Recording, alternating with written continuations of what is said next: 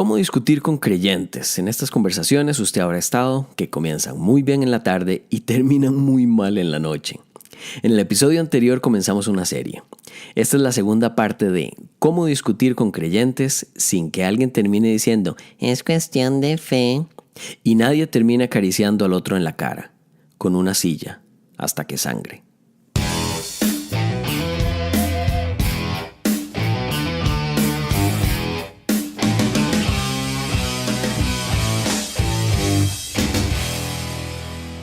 Bienvenidos, bienvenidas a un episodio más de Atheos.me.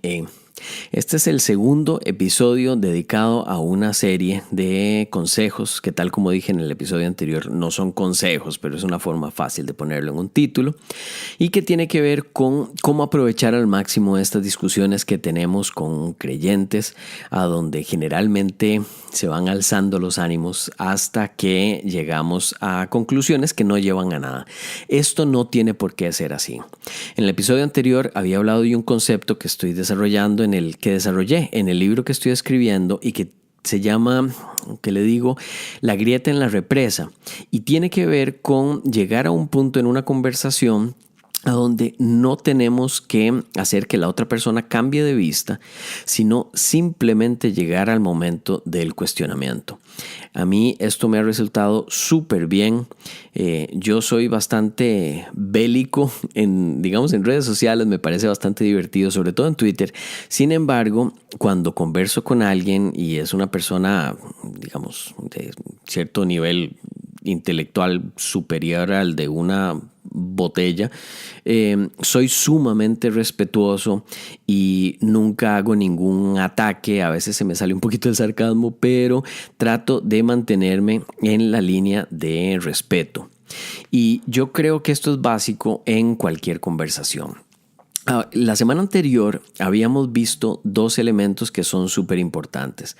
El primero era el estar abiertos a la existencia de Dios, de magia, de dioses, de seres sobrenaturales que tienen superpoderes.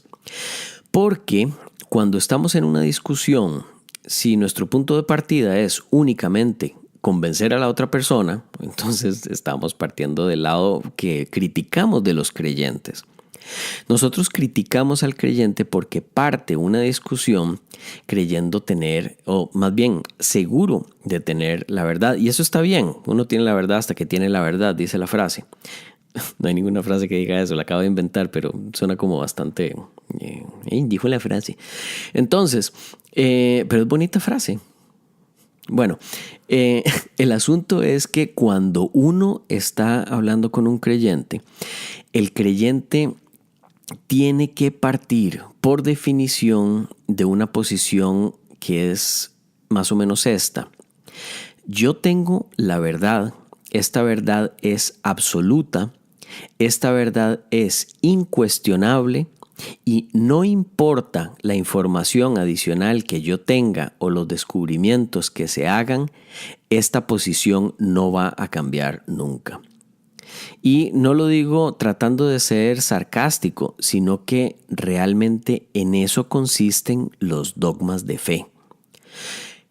Un dogma de fe es una verdad que es absoluta, que no puede ser cuestionada y que se mantiene eternamente, sin importar la información nueva que salga. Esto es súper peligroso. Y esto es lo que hace que mucha gente siga creyendo, porque el cuestionar esas cosas, y está muy bien hecho el trabajo mental, se le mete a la persona a una edad en la que acepta como verdad el hecho de que tiene que aceptar ciertas cosas y que éstas no pueden ser cuestionadas, y que lo más importante dentro de esta visión del mundo es que no puede cuestionar lo que se le está diciendo que es verdad. Entonces se parte de una posición súper ventajosa. Es muy, muy extraño. Si usted verifica lo que son los dogmas de fe, ahí va a ver que hay dogmas de fe de varios tipos y tienen que ver con los diferentes elementos que podemos conversar en este tipo de discusiones, y son dogmas sobre Dios, sobre Jesucristo, sobre la creación del mundo, sobre el ser humano, etc. Y es muy curioso que algunos, por ejemplo, hay dogmas que son marianos. Esto es en la Iglesia Católica. Uno de los dogmas dice que María tiene una virginidad perpetua. Es decir, que es virgen antes y fue virgen después de haber concebido a Jesús. Lo que es muy curioso es que cuando hay conversaciones sobre la verdad histórica de Jesús, veracidad histórica de Jesús, dentro de las fuentes que se citan, porque ahí siempre está Josefo, está Tácito, está Suetonio, etc. Pero cuando se cita a Josefo, se citan los textos en los que hablan de esta persona que hacía magia, pero además Josefo habla de Jacobo, que es el hermano de Jesús. Y yo digo, ¿hasta qué punto? Y no hablo del hermano, no, es que eso antiguamente significaba pariente o antiguamente significaba cualquier otra cosa. No, la palabra es hermano como la persona que tiene una misma madre. Esa es la palabra que se usa en los textos originales de Josefo, que es diferente al término hermano, que sí puede ser producto de discusiones, etc. Lo que yo me pregunto es, ¿qué tan superpoderosa es la pinza con la que uno parte de un dogma con la eternidad de la virginidad, a donde se citan textos históricos en los cuales se descarta de manera totalmente conveniente parte de los textos que no nos sirven? Pero bueno, eso va a ser todo un tema, tal vez otro día. Lo importante es que el primer punto es estar abiertos a la existencia de la magia y de los superpoderes. El segundo punto que conversamos tiene que ver con el no tratar de convencer utilizando hechos, porque cuando son conversaciones que tienen que ver con la fe, los hechos no son tan relevantes, porque la fe y todo lo que es mágico está por encima, según ellos, de una realidad que es la realidad natural. Y se trabaja muy bien. Yo no sé si a usted le ha tocado, pero que algún creyente le diga algo como: pobrecito, es que usted solo tiene este mundo. Y esto, a nivel de falacia, es muy muy elegante, porque parte del hecho de que existe otro mundo que es superior a este. Y claro, pobrecito, si existiera, pero no existe. El asunto, por lo menos no podemos saber si existe. Esto nos lleva al tercer punto, que tenía que ver con las preguntas que se tienen que hacer. Me parece que tienen que ser a nivel de epistemología. Es decir, ¿cómo se sabe esto? Si a uno le dicen, pobrecito, usted solo tiene este mundo, perfecto. Ahora, ¿cómo sabe usted que existe otro mundo? Porque no puede ser por fe, porque por fe podríamos llegar a la conclusión de que existe otro mundo, pero también podríamos llegar a la conclusión de que no existe, porque yo tengo fe en eso. O podríamos llegar a la conclusión de que existe el mundo de los dioses romanos, o de Alá, o de Shiva, o de Thor, porque se puede tener fe en cada una de esas cosas. Entonces, la fe no es una manera de poder acercarnos a la verdad en términos de conocimiento, porque la fe dice que tenemos conocimiento, pero realmente no es así, porque si fuera así, podríamos utilizar la fe en cualquier otro dios o cualquier otra religión para poder lograr este conocimiento. Cuarto punto, no entre en discusiones en términos bíblicos. Esto es importante porque la Biblia y hablamos de esto en un episodio anterior, claro, tiene que ser anterior, a donde veíamos que si algo es verdad porque lo dice la Biblia, después decíamos, bueno, ¿y cómo? Fue en el episodio con el pastor evangélico inventado. Y entonces, ¿cómo sabe que la Biblia es verdad? Bueno, porque es palabra de Dios. Bueno, ¿y cómo sabe que Dios existe? Porque lo dice la Biblia. ¿Y cómo sabe que la Biblia es verdad? Porque es palabra de Dios. Es increíble. Y es que así piensan, es como sería divertido si no causara tanto sufrimiento, pero no deja de ser divertido, es un poco humor negro. El asunto es que si entramos en un universo de lógica circular, nos vamos a regir por las reglas de este universo.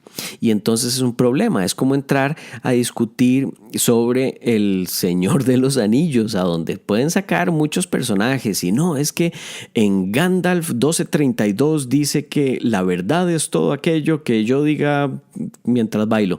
Y a partir de ese momento, todo lo que diga cuando baila es verdad porque lo dice Gandalf.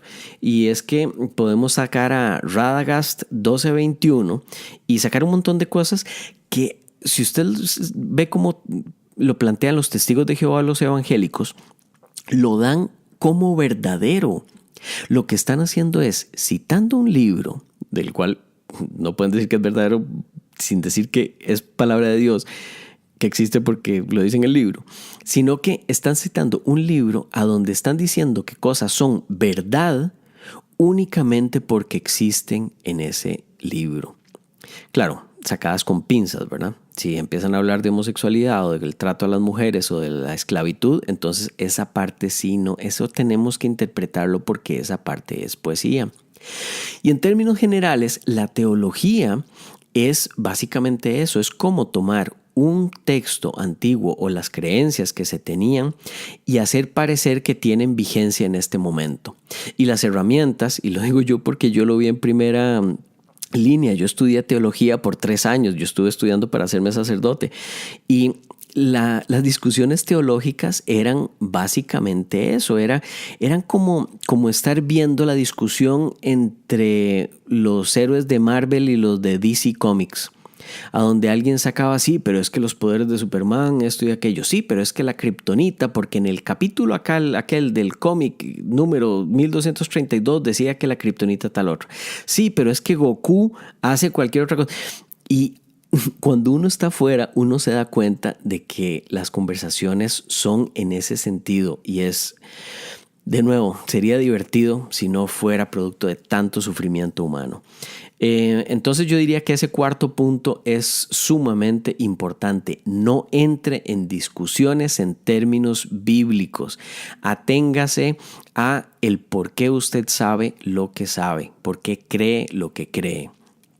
Y quinto, con esto terminamos. Todos los cristianos tienen un Dios distinto y entonces es imposible generalizar. ¿A qué me refiero con esto? A que usted puede tener una discusión con un cristiano que dice que Adán y Eva fueron verdaderos, que eso es literal, pero también un cristiano que dice que no. Y el cristiano que dice que no puede decir que al infierno se va en cuerpo y alma, pero otro cristiano puede decir que es solo en alma. Y un cristiano puede decirle que la pobreza tiene que ser perseguida como una forma de acercarse a Dios, y otro dice que claramente la Biblia uno tiene que hacer todo el dinero que pueda. Evangélicos, por supuesto. Pero lo importante es que sobre cada una de las cosas que son adicionales a la existencia de Jesús como Hijo de Dios, todo el mundo difiere.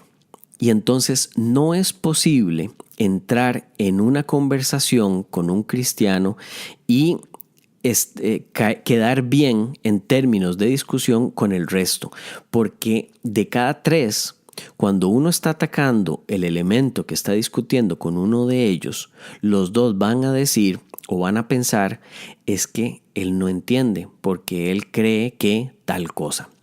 Sobre este tema no quiero meterme en la parte que tiene que ver con las diferentes creencias, aunque es un tema posible para un episodio único.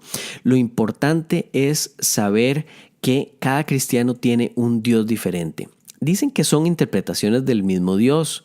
Sin embargo, esto no puede ser así porque a nivel lógico, si ellos saben por fe, por eso saben, cómo es ese Dios y qué es lo que plantea ese Dios y cómo llegar a estar unidos a ese Dios, necesariamente saben que lo que sea contrario a eso no va a ser ese Dios. Ergo, son dioses diferentes. Ahora le podemos poner el mismo nombre y podemos decir que son interpretaciones como para poder llevarnos bien entre todos. Pero esto es un poco como la gente que dice que Alá y que Zeus y que Jehová son nada más interpretaciones del mismo Dios en diferentes momentos históricos y culturas. Lo cual sabemos de nuevo que no es cierto, porque cada uno de estos dioses, o por lo menos la mayoría, y sobre todo con el celosito de Yahvé, dicen ser el único Dios verdadero y pone castigos tremendos a personas que creen en dioses que no sean Él. Y bueno, ya llegamos al minuto 15, no quiero extenderme, más bien le agradezco muchísimo por su tiempo. Nos vemos en el próximo episodio. Que tenga una excelente semana, que sea feliz. Yo he estado varios días con una campaña de hacer todo lo que tengo que hacer durante el día, tratar de hacerlo de la mejor forma posible. Desde cosas de trabajo, consejos con amigos, estar con mi hijo, disfrutar el perder el tiempo viendo una película o el invertirlo, digamos, de otra forma. Y eso es súper enriquecedor cuando llega la noche, porque uno se da cuenta de que hay muchos espacios en los que, yo por lo menos me doy cuenta de que hay muchos espacios en los que no aproveché el estar vivo. Y no aproveché estar con seres queridos, no aproveché el estudiar, no aproveché el trabajar. Y yo digo, si pude haber trabajado de la mejor forma posible, ¿por qué hacerlo de otra manera? No tiene sentido.